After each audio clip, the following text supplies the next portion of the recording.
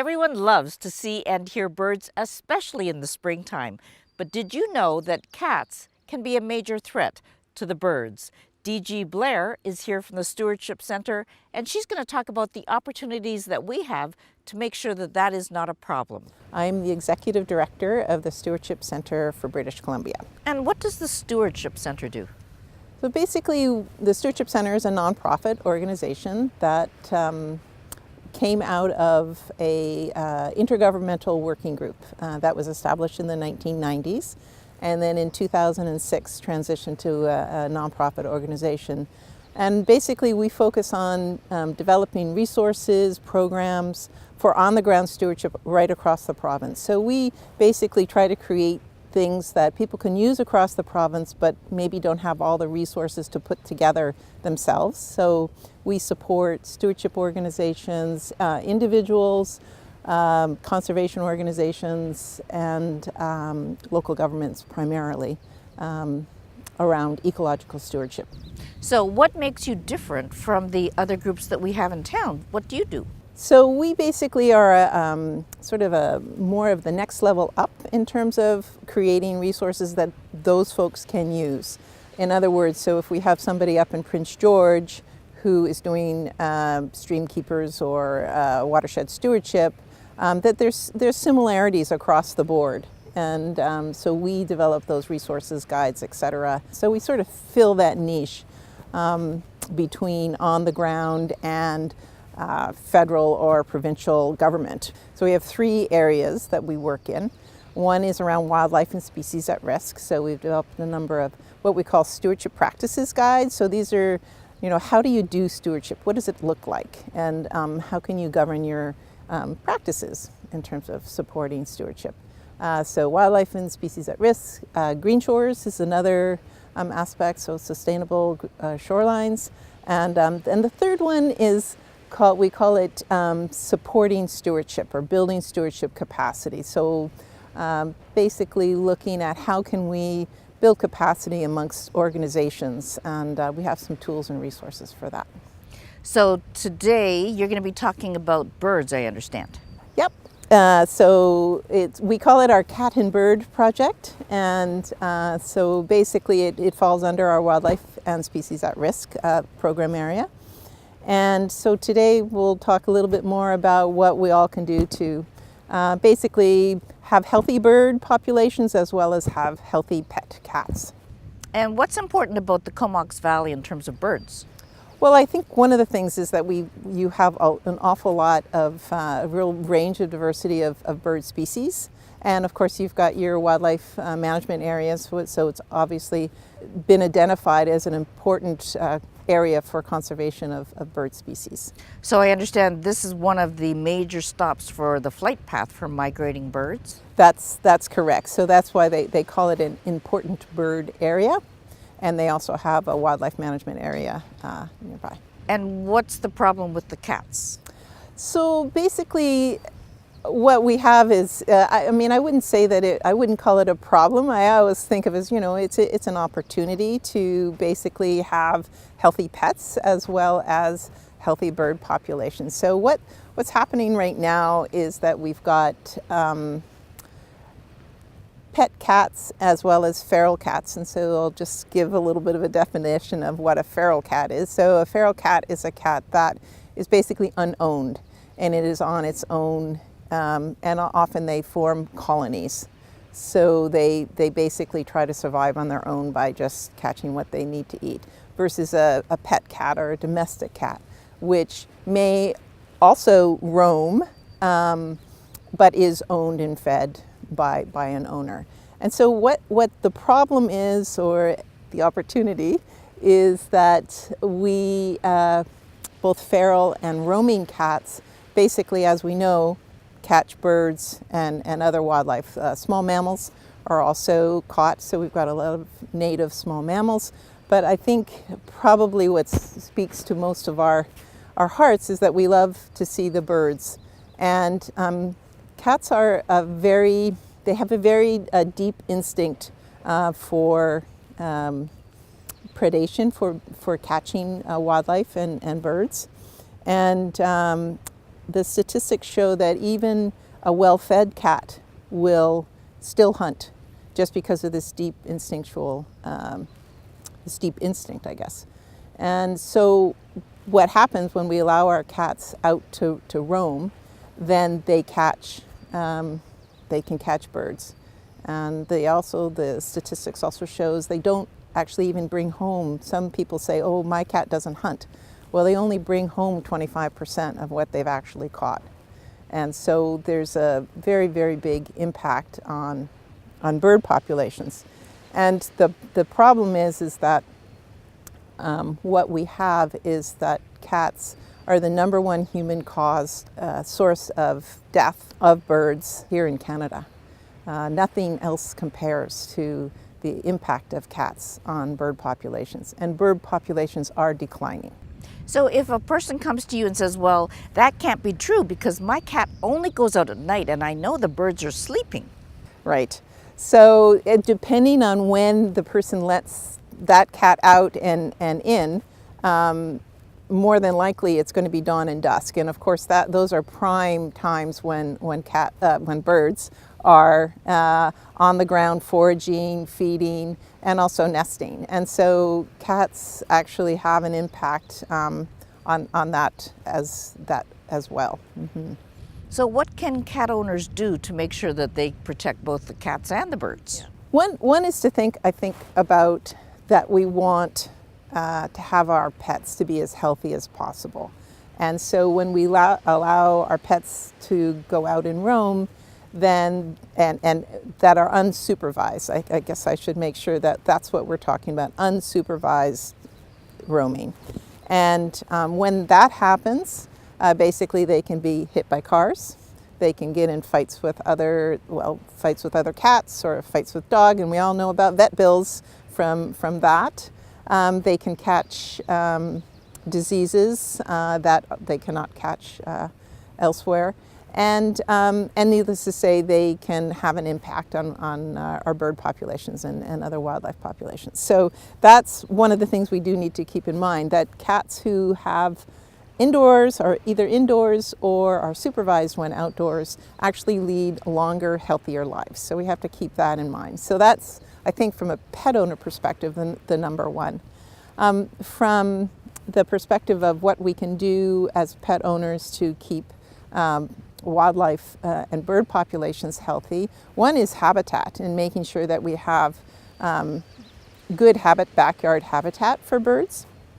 And part of that is making sure that if we, for example, we have a bird feeder, we keep that feeder in a location that is not accessible to, let's say, your neighbor's cat coming by. Even if you are supervising your cat when outdoors, we don't want our neighbor's cat to come in, because birds that are, let's say, what they call ground foraging, or they'll eat the bird seed that's fallen off the feeder.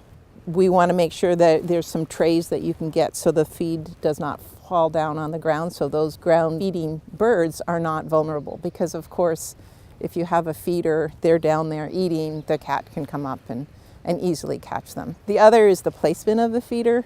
We want to make sure that it's placed in such a way that there aren't hiding places for cats to come by.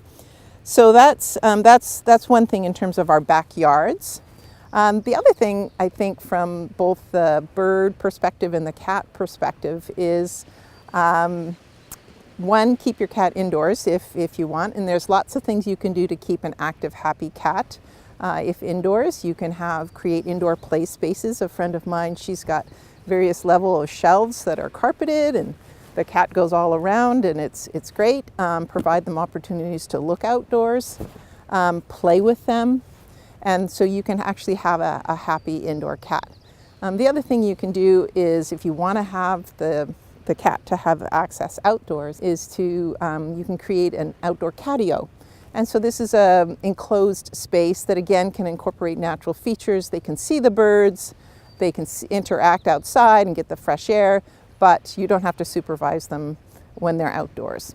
Finally, you can actually train your cat to go on a leash. So very similar to what we do with dogs. We don't see dogs out roaming at will. We basically have dogs under our control at all times when outdoors, for the most part. So we can train our cats to do the same. And I think that increasingly is going to be what we are going to be seeing, because cats actually can be very happy on a leash outdoors, and then they can be with you. So I think those are the main points.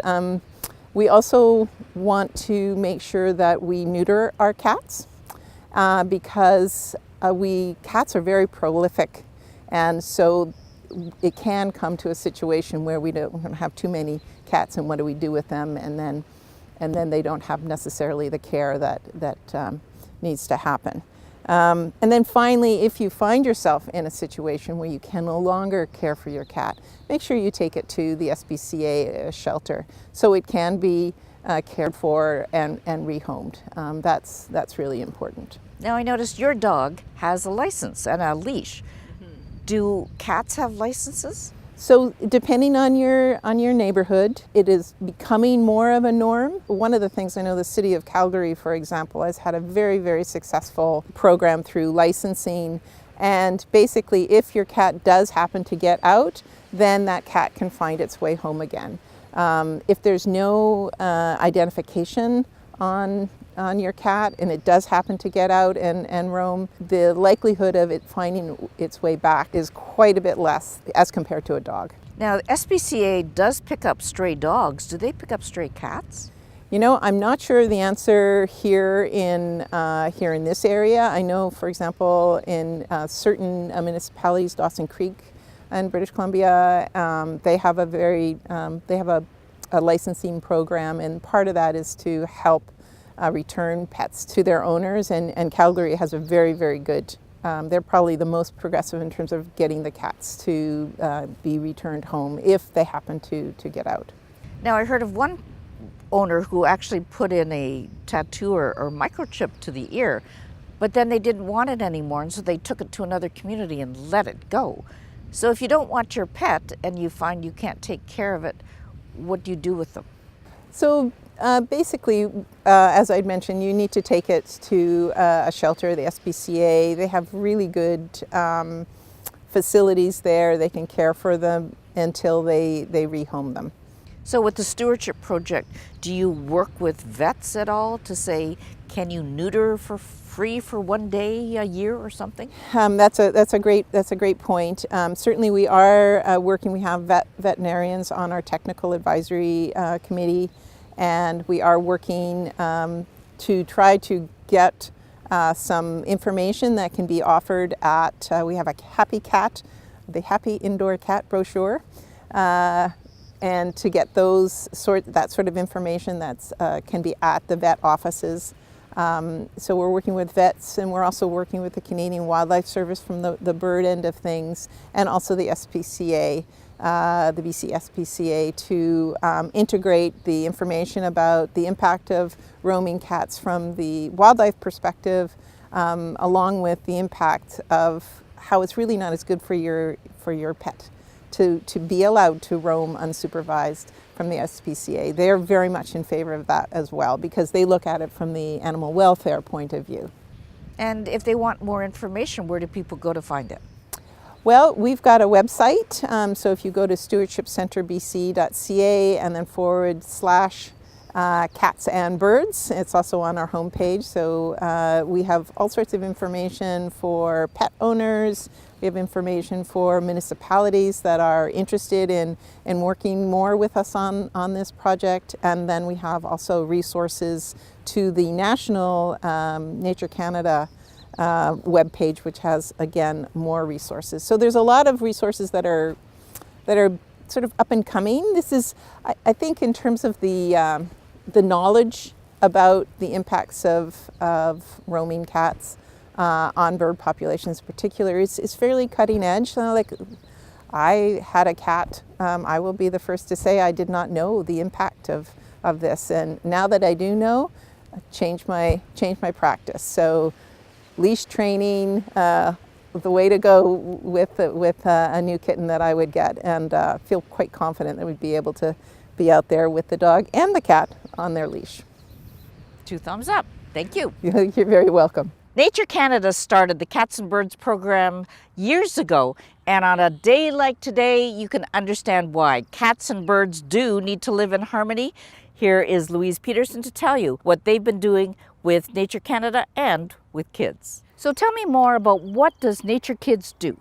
Nature Kids BC is a nature exploration organization for kids aged 5 to 12 and their families. We have a network of family clubs all across BC, including one here in the Comox Valley. These clubs organize what we call Explorer Days. So these are like outdoor adventures that can be about anything from doing a stewardship event that involves removing invasive species to building boxes for bats, doing bird surveys, lots of cool things that usually take place out in nature. And if families and kids are interested in keeping their cats safe as well as the birds, what can they do about it? There's a whole range of things that people can do. Of course, we would advise that you do what is the most effective, which is really to keep the two separate, keep birds separate from cats, restrict outdoor roaming. But there are other tactics that you can use, or other ways that you can kind of mitigate this problem. Outdoor enclosures have been proved to be, are really successful because you give the cat outdoor access and you can kind of see what's going on, but it doesn't create problems for our local bird population. This is our catio that we are about to spend our second summer in. We didn't want the cats to get lost, get injured, run over by cars, attacked by raccoons. We have raccoons here. I was really concerned about their safety. And almost as important, in fact, maybe more important really, with the birds. I was tired of them killing birds. I'm very active in bird rehabilitation, songbird rehabilitation especially.